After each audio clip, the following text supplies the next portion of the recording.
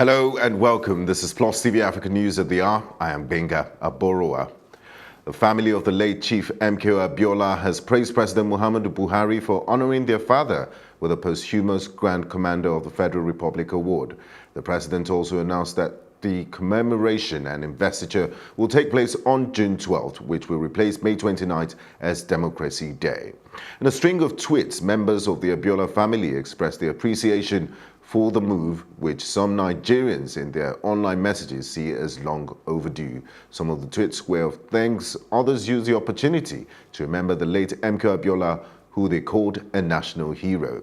Earlier today, in a telephone interview, we spoke with Barrister Onyekachi Ubani, who is the immediate past president of the Nigerian Bar Association Ikeja branch and a political analyst about this development. My reaction is better late than never.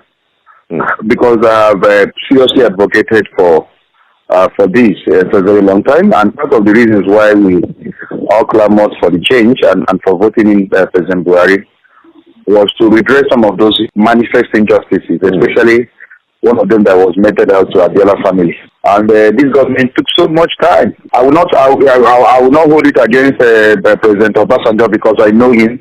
He's a man that pursues a personal vendetta. He wouldn't have, we know his individual character, and that he never recognizes any person apart from himself. So I know that he will not. I won't hold it against President Jonathan, even though there was a half measure. So my take is whether it is political, whether it is economical, whether it is social, whatever is the reason behind, correcting this anomaly and injustice, to me now, it matters little.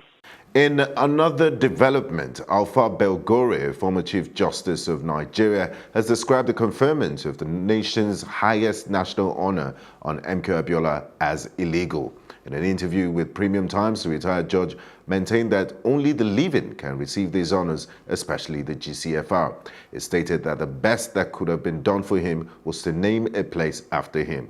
He also added that according to the 1963 National Honors Act, posthumous medals can only be conferred on soldiers or other servicemen for their gallantry.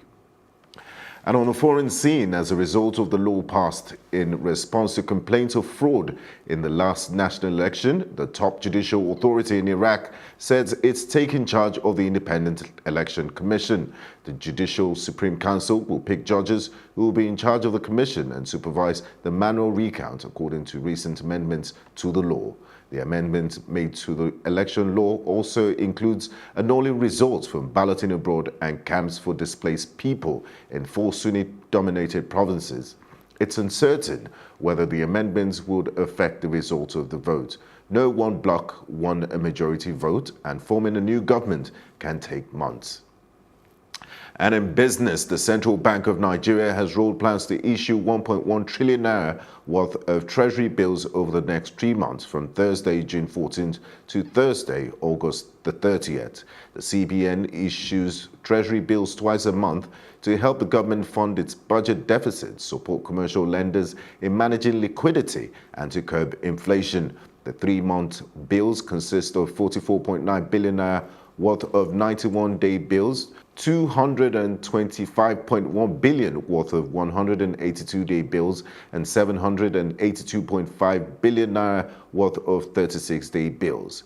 Bills to be offered next week comprise of 6.2 billion naira worth of 91-day bills and 174.6 billion naira worth of 364-day bills.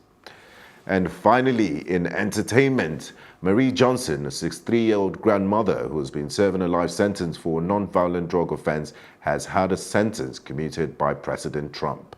This comes barely a week after Kim Kardashian West met with the president to speak on prison reforms and to solicit for Marie Johnson.